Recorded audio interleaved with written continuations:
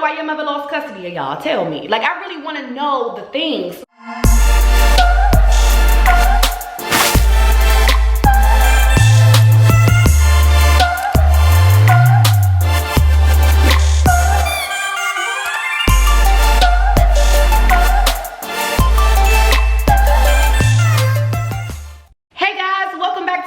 Channel, it's me, Dyme LaShawn, and we're back at it again. If this is your first time here, welcome. Come on in and grab a seat.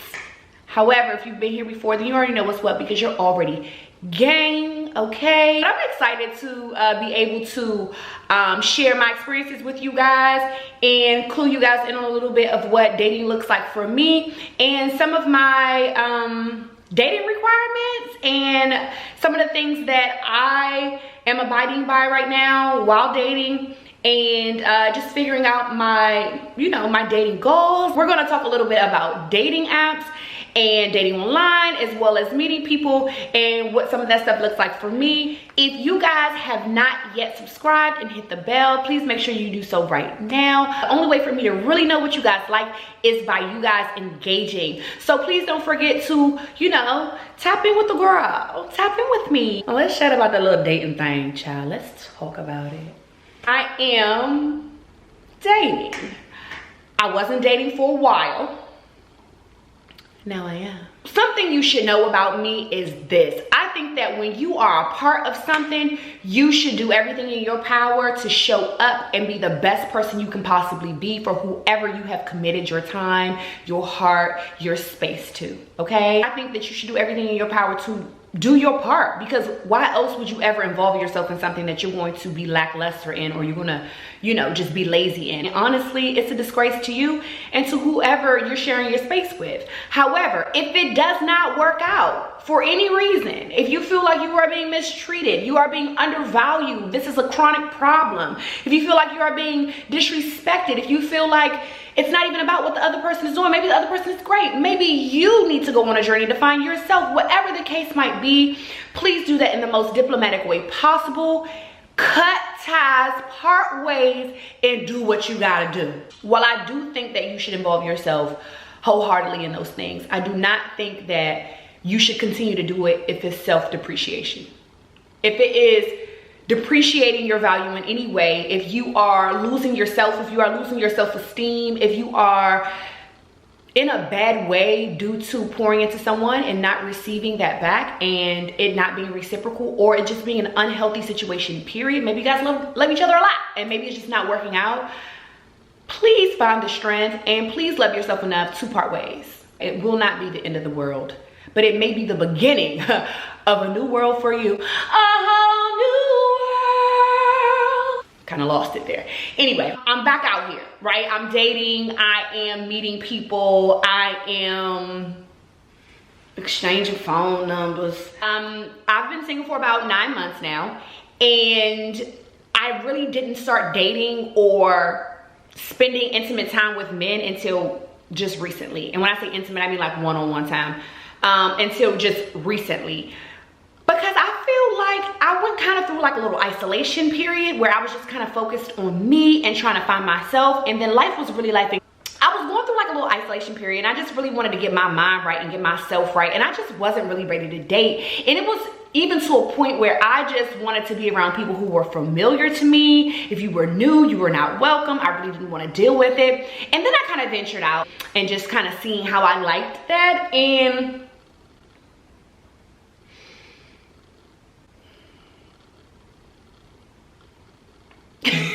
y'all, the first encounter that I had with the guy, I was like, oh, okay, cool. It was the first guy that I had even like kind of had a little liking for since being single, since being in the space to meet new people. And he was cool, but it was very brief, very brief. Some information came to me and I discontinued that connection very quickly via block button. Cause baby, I will block you so fast, like, okay. So that was that. It was nice. It was, wow, that's really good. It was cool, but it was, no. And then I, went out with someone else and they said something I didn't like, and I was just kind of like, no, because if you get on my nerves now, you won't get on my nerves forever. Never mind, blah. And then, you know, I met some other people and they were cool, and so I summed that up to say, I'm not for the streets, I'm for the sheep. I'm not supposed to be out here. But in my quest to find my next husband, in my quest to find my husband, I am taking some, you know, steps, and I am, you know, taking my time in the vetting process. That's another thing I think that women don't get an opportunity to really do, because so many of us are being told in this narrative of there not being enough good men out there. That narrative is being pushed down our throat so often that we don't really vet men. We just say, oh, well, he, you know, he ain't a killer, he don't beat me up, and he only cheat once every season, so this will do. And I'm just not into that, you know what I mean? So I'm really vetting the men this time around, like. And I also realized some differences about me and what I'm looking for. And my standards have changed as well. So the type of men that I'm dating or willing to date, because that's another thing. I'm not just, oh, you want to go to a date? Sure. I'm not going out with people to eat no more. I really don't care to eat with you, kick it with you, skate with you, nothing. Like, if you are not really a good prospect for me, I'm not really interested. Like, what are we doing? We're wasting time. I have a child. I'm someone's mother.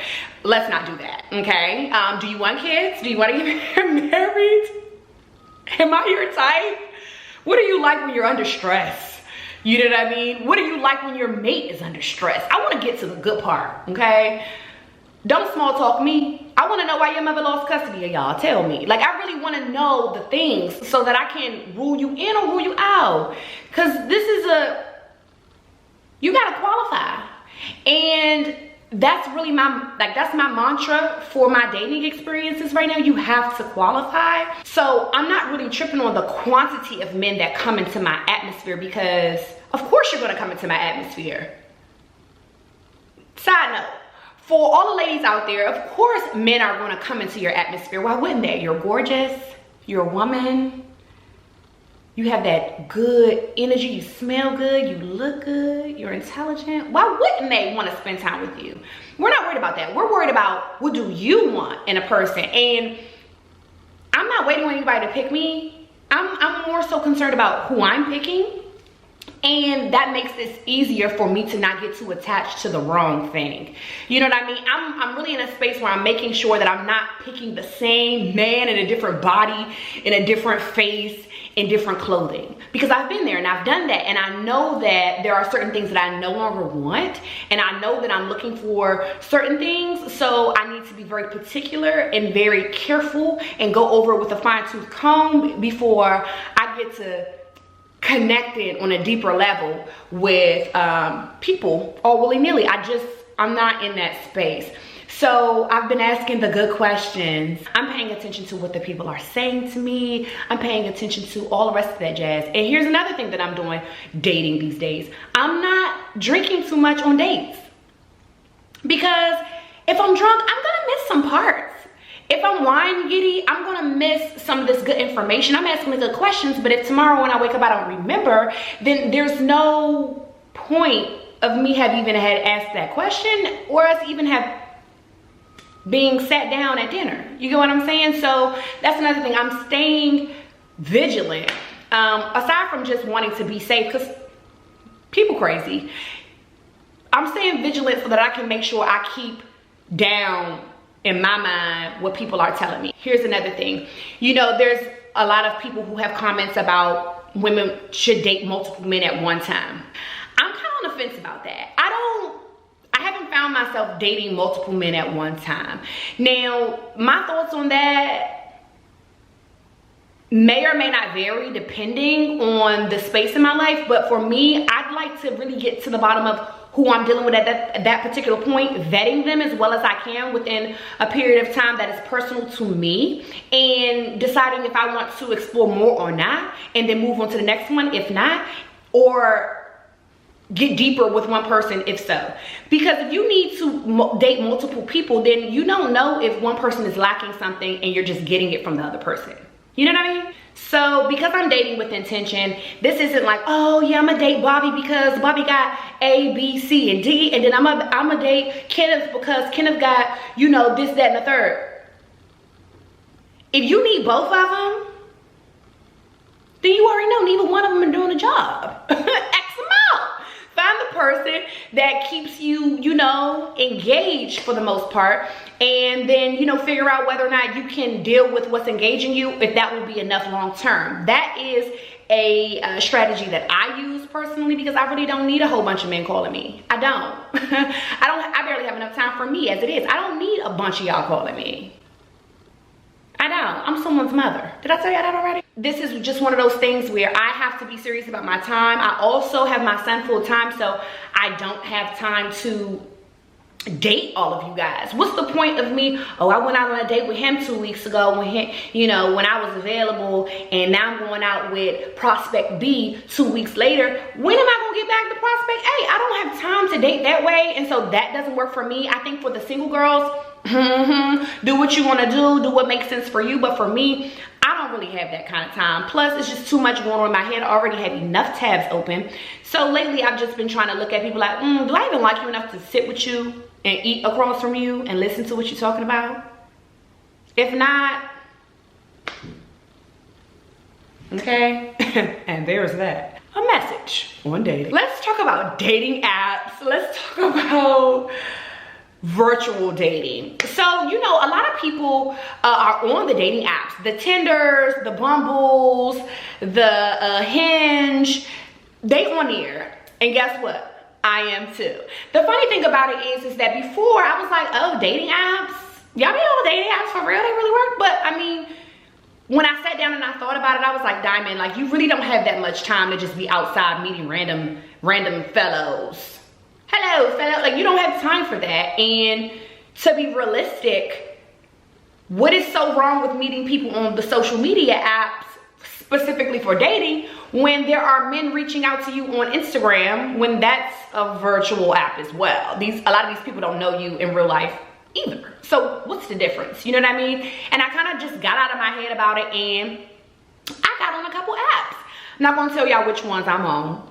You find me, you find me. That was when I first decided to get back out there, and I saw a couple people, and you know, when I say saw a couple people, I mean on the app, not in person. You know, and I'm looking through a couple of people, and I'm like, oh, okay, this is nice. You know, chatted with a couple of people there, and that was cool. But honestly, when I'm being realistic about it is so many of them. How do you pick one? You know, you have to ask a couple questions. You have to get a little deeper into who's who. You have to vet them. You have to say, oh, this vibe is nice. And you have to exchange numbers. And then the conversation has to be good enough to continue that connection. And with so many people coming at you on an app, it's kind of hard to settle down on one. I did go on one date from one app, but it was with somebody I already knew. They just happened to be on the app. And I was like, okay. See, you know what I mean? Like, it was like, oh, okay, we're on the app together, cool. And, you know, I've exchanged a couple numbers, but I haven't really gone out on any dates. And then also, you know, you do have to be very careful about who you're meeting on dating sites. And so you have to vet people, and you have to make sure they are who they say they are and all the rest of that stuff. And that's also just another tab that has to be opened in my brain in order to successfully date on the apps. So that's another thing. But I will say, there's some fine men on here. It is some fine men on here. It is. And I love that for the dating pool, because, you know, most people think dating apps are going to have the creepies, the ickies, the people who people just discarded and they're just to be banished. But that is not what's going on over there. There are some nice men on there that have good jobs, that have, you know, a willingness to want to have children, people who are looking for long-term relationships, people who, you know, want to build a life with you, people who want to be a stepdaddy, people who don't care about your past. It's a plethora of men there. There are tall ones, short ones, skinny ones, gamers, techies, retired street hood dudes, whatever you're looking for. You'd be surprised, but they are on these apps. And so if you are in the dating space and you want to find somebody for yourself, but you don't get out enough, or you were kind of on the fence about dating on the apps, I would encourage you to do so safely. of course. Make sure you follow some guidelines and make sure, you know, you put some things in place where when you are dating people that you have not met in person, that you ensure that those are the people. I would encourage you to date during the day, and you know, even encourage you to have somebody with you the first time you meet them. If you guys want a more in-depth video on online dating guidelines, let me know. But that's what I think, you know, that is what I would suggest. Because just because you're online doesn't mean it's a bad thing or you're setting yourself up for failure. Because think about it, when you're meeting people in person, you meeting people in the clubs, you meeting people in the grocery store. Serial killers don't eat, they don't go to the grocery store.